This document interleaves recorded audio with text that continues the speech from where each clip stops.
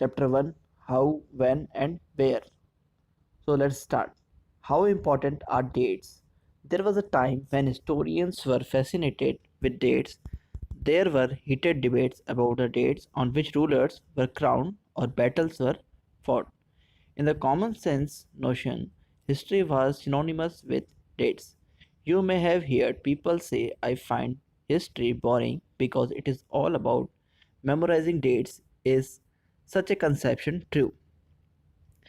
इस पैराग्राफ में ये बताया गया है कि जो हमारे हिस्टोरियंस हैं उनके बीच में डिबेट्स रहती है, उनके बीच में डिस्प्यूट्स रहते हैं डेट्स को लेकर, बिकॉज जो हिस्ट्री है उसमें डेट की इम्पोर्टेंस बहुत ही ज़रूरी है। अगर हिस्ट्री में अगर डेट्स नहीं होगी तो एक प्रॉपर सीक्वेंस नहीं बन पाएगा, और अगर जिसमें एक प्रॉपर सीक्वेंस नहीं बन पाएगा तो हम उसे हिस्ट्री नहीं कहेंगे। History is certainly about changes that occur over time. It is about finding out how things were in the past and how things have changed. As soon as we compare the past with the present, we refer to time we talk or before and after. तो history के अंदर हम लोग हमेशा before and after की बातें करते हैं। हमें हिस्ट्री क्यों पढ़नी चाहिए? हमें हिस्ट्री इसलिए पढ़नी चाहिए क्योंकि जो हमारे एंसेस्टर्स थे, हमारे पूर्वज थे, जो गलतियाँ उन्होंने की वो गलतियाँ हम दोबारा से रिपीट ना करें, और जो उन्होंने चीज़ें अच्छी की थी, जैसे हमारे ऋग्वेदास हैं, हमारे पुराण्स हैं, ब्राह्मण्स हैं, भगवद गीता है, रामायण है, ये सारी क्या है हमारे हिस्टोरिकल बुक्स हैं। हम इनकी इम्पोर्टेंस आज क्यों है? क्योंकि उस टाइम इन इनसे हमें नॉलेज मिला करती थी। तो ऐसी जितनी भी चीज़ें जिनसे हमें नॉलेज मिलती है उनको हमको क्या करना है, आगे प्रमोट करने की कोशिश करनी चाहिए, और जो गलती हमारे एंसेस्टर्स ने करी थी वो हमें मिस्टेक्स को रिपीट नहीं करना चाहिए। Living in the world we do not know always ask historical questions about what we see around us. We take things for granted as if what we see has always been in the world we inhabit. But most of us have a moment of wonder when we are curious and we ask questions that actually are historical. Watching someone sip a cup of tea at a roadside tea stall, you may wonder when did begin to drink tea or coffee. Looking out of the windows of a train, you may ask yourself when were railways built and how did people travel long distance before the age of railways? Reading the newspaper in the morning, you may be curious to how people got to hear about things before newspaper began to printed. तो हमारे जो दिमाग है उसमें बहुत different type के question आते रहते हैं। कोई भी हम चीज़ देखते हैं, जैसे किसी को हमने चाय पीते देखा तो हमें लगता है कि ये चाय कैसे आई होगी, इसकी क्या हिस्ट्री रही होगी। ऐसे ही हम लोग रेलवेज देखते हैं, रेलवेज में ट्रैवल करते हैं तो हमें कभी दिमाग में क्वेश्चन आता है कि ये रेलवेज फर्स्ट टाइम कैसे एस्टेब्लिश हुई होंगी, किसने इसको इंट्रोड्यूस किया होगा हमारे इंडिया में या पूरे वर्ल्ड में। हम न्यूज़पेपर देखते हैं कि जो उसका पेज है, न्यूज़पेपर कैसे हमारे लाइफ को इम्पैक्ट करता है, कैसे न्यूज़पेपर स्टार्ट हुआ होगा। तो these all are the things which give such an idea about the history. आप लोग देख रहे हैं इस फिगर 1 में, इसमें क्या हो रहा है, एक ब्राह्मण हमारे जो भी नॉलेज है उसको ब्रिटिशर्स को ऑफर कर रहा है, और जो इसमें एक नेम है renal, his name is general James Rennell. इसने सबसे पहले हमारे जो इंडिया है उसको एक तरह से उसका मैप डिज़ाइन किया था। सो all such historical questions refer to us back to notions of time, but time does not have to be always precisely dated in terms of a particular year or a month. Sometimes it is actually incorrect to fix precise dates to process that happen over a period of time. People in India did not begin drinking tea one fine day. They developed a taste for it over time. There can be no one clear date for a process such as this. Similarly, we cannot fix one single date on which British rule was established, or the national movement started, or changes took place within the economy and society. All these things happened over a stretch of time. We can only refer to a span of time, an approximate period over which particular changes become visible. तो हम लोग देखते हैं कि जैसे चाय है, ये एक दिन में नहीं बनी है, इसके पीछे एक पूरी हिस्ट्री रही है, एक पूरा प्रोसेस रहा है। ऐसे ही हमारे ब्रिटिशर्स ने हमारे इंडिया पर क्या किया, राज किया। तो इसके पीछे भी एक लंबी हिस्ट्री रही है, कैसे कैसे धीरे धीरे उन्होंने हमसे थोड़ी सी लैंड मांगी, धीरे धीरे लैंड के बाद उन्होंने अपने लैंड का एक्सपेंशन किया। लैंड का एक्सपेंशन करने के बाद उन्होंने जो किंग था हमारे, उसके पॉलिटिकल राइट्स में इंटरफेयर करना शुरू किया। पॉलिटिकल राइट्स में इंटरफेयर करने के बाद उन्होंने इकोनॉमिक राइट में इंटरफेयर करना शुरू किया। तो this is the process student, जिससे हमारे ब्रिटिशर्स ने हमारे पूरे इंडिया को ऑक्यूपाई कर लिया। So why then do we continue to associate history with a strong of dates? The association has a reason. There was a time when history was an account of battle and big events. It was about rulers and their policies. Historians wrote about the year a king was crowned, the year he married, the year had a child, the year he fought a particular war, the year he died, and the year the next ruler succeeded to the throne. For events such as these, specific dates can be determined, and in the history such as these, debate about debate dates continue to be important. तो हमारी जो history है उसके अंदर किस king ने कब अ, कौन से राजा को बैटल में हराया, उसने कब उसको क्राउन किया गया, कब उसको सिंहासन में बैठाया गया, कब उसकी मैरिज हुई, कितने उसके चिल्ड्रन हुए, कब कब उसने वॉर किए, किस में वो मारा गया, किस में उसने सिंहासन संभाला। सो ये जितने भी इवेंट्स हैं ये हमारी हिस्ट्री के लिए एक इम्पॉर्टेंट एस्पेक्ट बन जाते हैं। As you have seen in the history text book of the past 2 years, historians now write about a host of other earned their livelihood, what they produced and ate, how cities developed and markets came up, how kingdoms were formed and new ideas spread, and how cultures and society changed.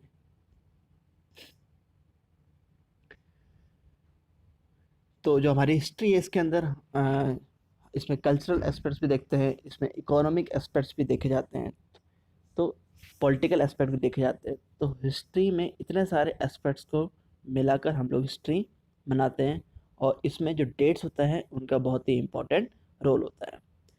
Which dates, कौन सी dates का role इसमें ज़्यादातर होता है। But why criteria do we choose a set of dates as important? The dates we select, the dates around which we compose our story of the past, are not important on their own. They become vital because we focus on a particular set of events as important.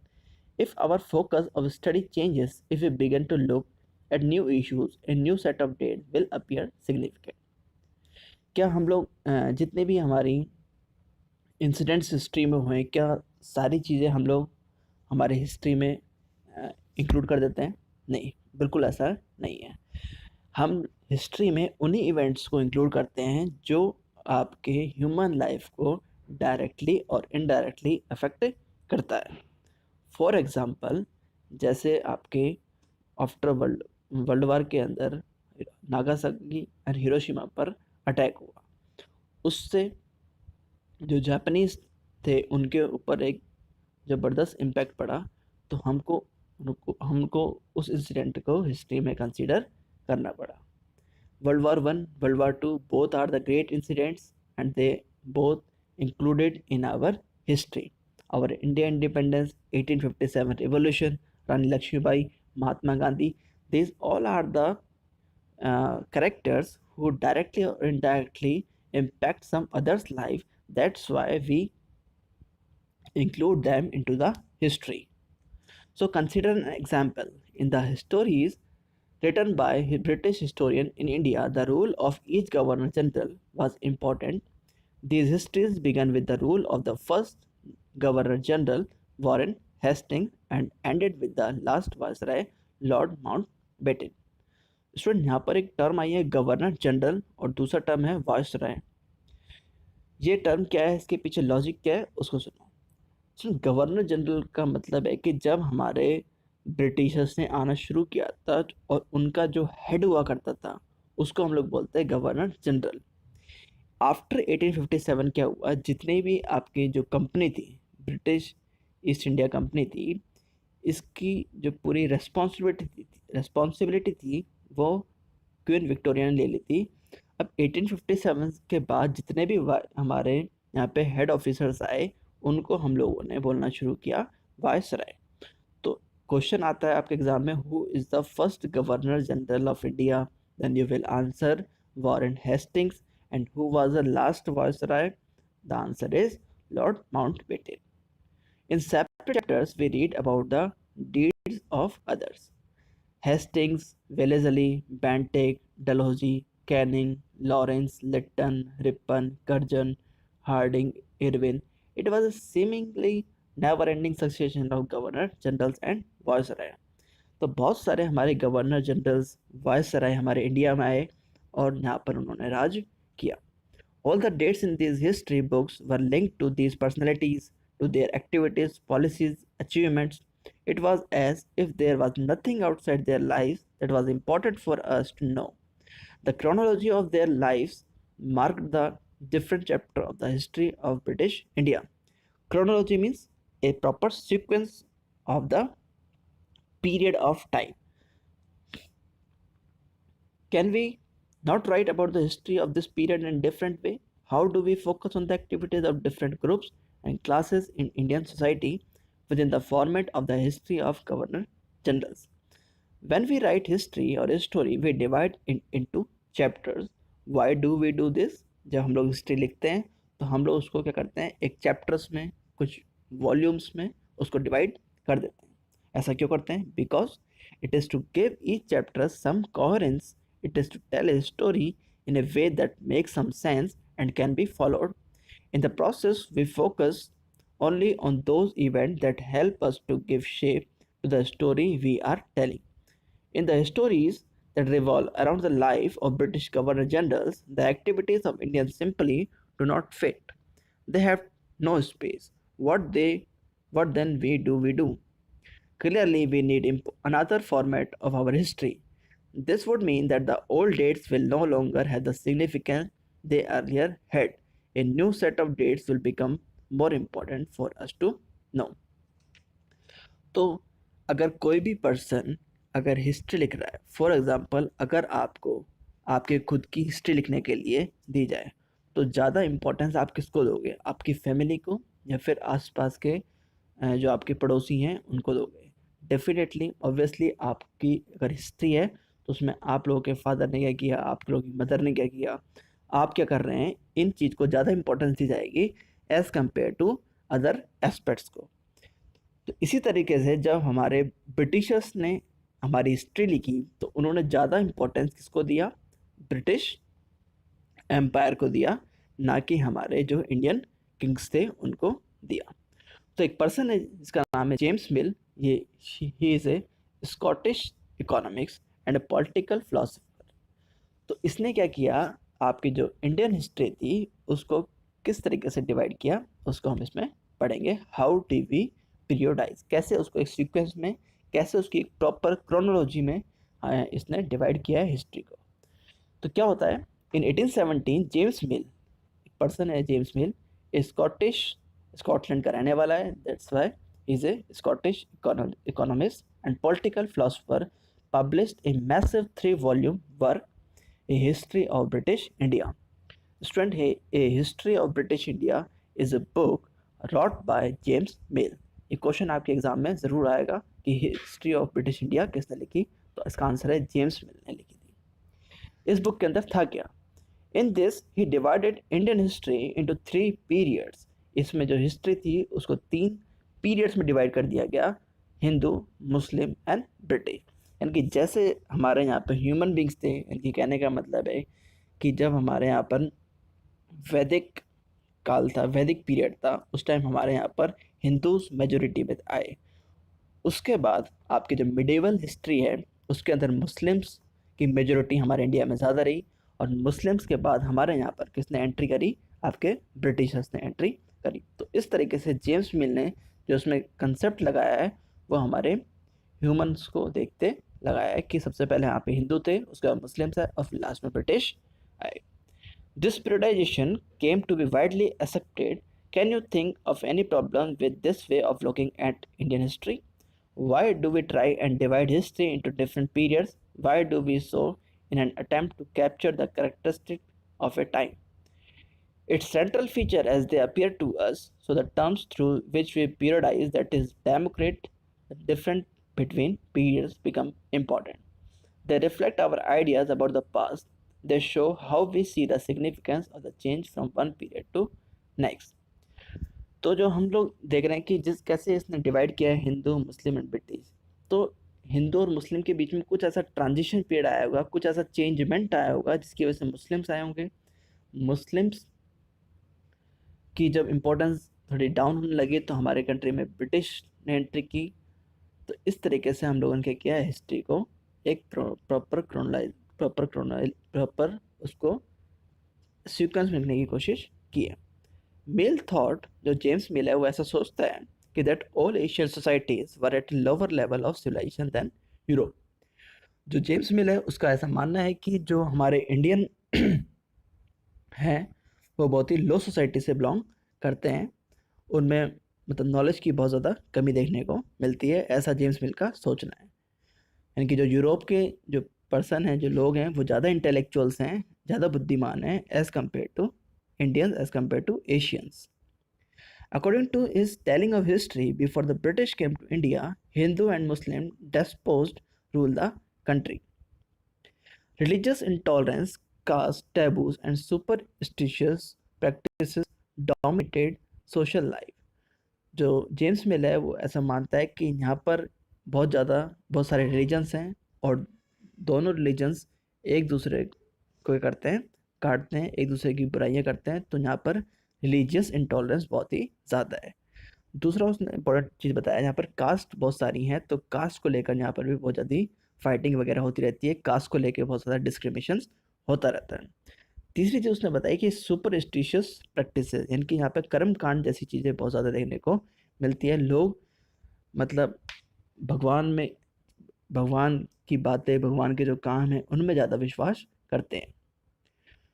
British rule, Mill felt, could criticize India. British rule, Mill felt, could civilize India. तो James मिल का ऐसा मानना था कि जो Europeans है उनको Indians को क्या करना है, सिविलाइज बनाना है। एक थ्योरी है स्टूडेंट, वाइट बर्डन थ्योरी। इसमें ऐसा माना गया है कि जो ब्रिटिशर्स हैं वो अपने आप को ऐसा मानते हैं, ऐसा समझते हैं कि हमको भगवान ने जो ब्लैक्स हैं उनके ऊपर राज करने के लिए भेजा गया है और उनको हमें क्या करना है, सिविलाइज्ड बनाना है। This theory is known as the white burden theory. यानी कि वाइट का मतलब क्या होता है, सफ़ेद गोरे लोग, और बर्डन का मतलब है बोझ। तो जो गोरे लोग हैं उनके ऊपर बोझ है कि जो ब्लैक लोग हैं उनको हमें क्या करना है, सिविलाइज बनाना है। So to do this it was the necessary to introduce European manners. To do this, it was necessary to introduce European manners, arts, institutions, and laws in India. Mill, in fact, suggested that the British should conquer all the territories in India to ensure the enlightenment and happiness of the Indian people, for India was not capable of progress without British help. In the idea of history, British rule represented all the forces of progress and civilization. The period before British rule was one of darkness. Can such a conception be accepted today? In any case, can we refer to any period of history as Hindu or Muslim? Did not a variety of faiths exist simultaneously in these periods? Why should we characterize an age only through the religion of the ruler of the time? To do so is to suggest that the lives and practices of the others do not really matter. We should also remember that even rulers in ancient India did not all share the same faith. Moving away from the British classification, historians have usually divided Indian history into ancient, medieval, and modern. कुछ हमारे Indian historians ने हमारी जो history है उसको 3 categories में divide किया है, ancient history, medieval history and modern history. ये क्या है, सुनो। एंशिएंट हिस्ट्री में हमारे जो हड़प्पा सिविलाइजेशन है और जो वैदिक पीरियड है, हमारे जो बुद्धिज़्म है, हमारे जो जैनिज़्म है, इसकी स्टडी की जाती है। मिडाइवल हिस्ट्री में हमारे बेसिकली बाबर, हुमायूं, अकबर, औरंगज़ेब, इन सब को स्टडी किया जाता है। मॉडर्न हिस्ट्री में हम लोग सिर्फ ब्रिटिश, हमारा इंडिया इंडिपेंडेंट कैसे हुआ, महात्मा गांधी, जवाहरलाल नेहरू, इन सब के बारे में डिस्कस करते हैं. So this division too has its problem. It is a periodization that is borrowed from the West, where the modern period was associated with the growth of all the focus of modernity. तो हम लोग modern India को modern क्यों बोलते हैं? ये concept हम लोगों ने कहाँ से लिया है? वेस्टर्न कंट्री से लिया है, यूरोप से लिया है. मॉडर्न को मॉडर्निटी इसलिए बोला जाता है क्योंकि इस टाइम पीरियड में हमारे जो साइंस है वो बहुत ज़्यादा डेवलप होना शुरू हो गई थी. रीज़न यानी कि लोग अब एक दूसरे के क्वेश्चंस को क्रॉस करने लगे थे, एक दूसरे के तर्कों को काटना शुरू कर दिया था. डेमोक्रेसी की बातें आना शुरू हो गई थी. जो डेमोक्रेसी है उसमें क्या होता है, जो पीपल्स होते हैं वो अपने रिप्रेजेंटेटिव को इलेक्ट करते हैं. एक बहुत ही फेमस पर्सन है, he was the president of America also, Abraham Lincoln. उन्होंने एक डेफिनेशन भी दी है डेमोक्रेसी की, of the people, by the people and for the people. Liberty and equality. Liberty का मतलब है कि हमारे जो गवर्नमेंट वो एकदम लिबरल होनी चाहिए, वो किसी को अननेसेसरी परेशान नहीं करे, और सब लोग क्या होने चाहिए, बराबर होने चाहिए. Medieval was a term used to describe a society where these features of modern society did not exist. Can we uncritically accept this characterization of the modern period to describe the period of our study? As you will see in this book, under British rule, people did not have equality. आप लोग देखते हो कि जो British rule है, यानी कि British का जो टाइम पीरियड था, उसमें हमें इक्वलिटी देखने को नहीं मिलती है. फ्रीडम और लिबर्टी, यानी कि तीन चीज़ें, इक्वलिटी, फ्रीडम और लिबर्टी, ये तीनों ही चीज़ हमें मॉडर्न इंडिया यानी कि ब्रिटिश इंडिया में देखने को नहीं मिलती है. Nor was the period one of economic growth and progress. और यही रीज़न है कि इस टाइम हमारी जो इकोनॉमिक ग्रोथ है वो इतने अच्छे से नहीं हो पाती है. Many historians therefore refer to this period as colonial. तो कॉलोनियल का मतलब यहाँ पर ये है कि जो ब्रिटिश थे उन्होंने, एक थ्योरी भी है जिसमें बोला जाता है कि जो ब्रिटिशर्स है उनका सूरज कभी भी डूबता नहीं था. इसके पीछे क्या लॉजिक है उसको सुनो. दरअसल जितना भी आपका पूरा वर्ल्ड है उस पर मैक्सिमम एरिया पर आपके किसका राज था, आपके ब्रिटिश का राज था. तो कहीं पर भी वो जाते थे वहाँ उनको हमेशा वहाँ पे सूर्योदय देखने को मिला करता था. इसलिए कहा जाता है कि उनका सूरज कभी भी डूबता नहीं था, क्योंकि हर जगह उन्हीं का क्या था, एरिया था, हर जगह उन्हीं का राज था. So student, what is colonial?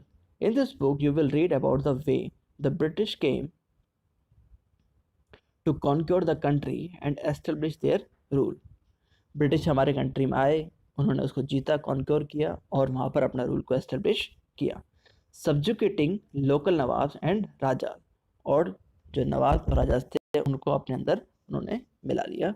अपनी मतलब रणनीति है, हम लोग स्ट्रेटेजी बोल सकते हैं इसके अंतर्गत. You will see how they established control over the economy and society, collected revenue to meet all their expenses, bought the goods they wanted at low prices, produced crops they needed for export. And you will understand the changes that came about as a consequences. उन्होंने हमारी जो economy थी, हमारी जो society थी, उस पर control किया, हमारे ऊपर टैक्सेस लगाना शुरू किया, उन्होंने फूड, हमारे प्रोडक्शन इंक्रीज़ किया. लेकिन जो फूड प्रोडक्शन था उसका पर्पज़ ये था कि उसको ज़्यादा से ज़्यादा एक्सपोर्ट किया जा सके दूसरे कंट्रीज़ में, और उस एक्सपोर्ट से जो हमें पैसा आएगा उससे ब्रिटिश की इनकम बढ़ेगी. और इसके पीछे कुछ रिजल्ट्स भी हुए, पॉजिटिव कॉन्सिक्वेंसेस भी हुए और कुछ नेगेटिव कॉन्सिक्वेंसेस भी हुए. You will also come to know about the changes British rule brought about in values and taste, custom and practices. इसमें आप लोग पढ़ेंगे कि कैसे ब्रिटिशर्स ने हमारे जो वैल्यूज़ थी उनको चेंज किया, कैसे हमारे कस्टम्स को उन्होंने चेंज करने की कोशिश की थी. So what is colonization? ये क्वेश्चन आपके डेफिनेटली एग्जाम में आएगा कि कॉलोनाइजेशन किसे बोलते हैं. So when the subjugation of one country by another leads to this kind of political, economic, social and cultural change, we refer to the process as colonization. जब एक country दूसरे country पर कंट्रोल कर लेती है, कैसे? पॉलिटिकली यानी कि राजनीतिक रूप से, इकोनॉमिक यानी कि आर्थिक रूप से, सोशल यानी कि सामाजिक, कल्चरल यानी कि सांस्कृतिक रूप से. तो तब हम उसे कहते हैं कि इस एक कंट्री ने दूसरे कंट्री को क्या क्या बना दिया है, कॉलोनाइज बना दिया है। जैसे ब्रिटिशर्स ने हमारे अफ्रीका, इंडिया, इन इनके अलावा बहुत सारी जगह, अमेरिका, इनको क्या बना दिया था, कॉलोनीज बना दिया था, और इनके ऊपर पॉलिटिकली, इकोनॉमिकली, सोशली, कल्चरली इन्होंने कंट्रोल कर लिया था। So you will, however, find that all classes and groups did not experience these changes in the same way. That is why the book is called Our Past in the Plural. So students, हमारा जो next lecture होगा वो हम यहाँ से start करेंगे, how do we know. Thank you and have a nice day.